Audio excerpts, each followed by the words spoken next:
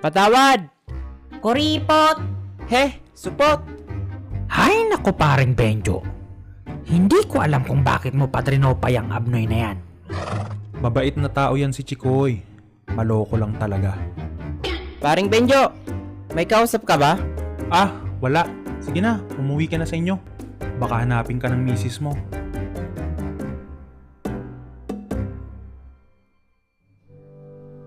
Sa totoo lang, ayaw ko talaga ng Pasko. Nalulungkot kasi ako tuwing naiisip ko na mag-isa lang ako.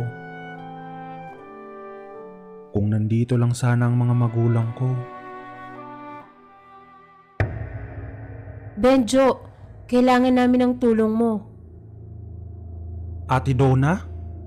Si Ate Donna ay pinsan ko. Isa siyang madre sa bahay ampunan sa Antipolo. Maligayang Pasko po!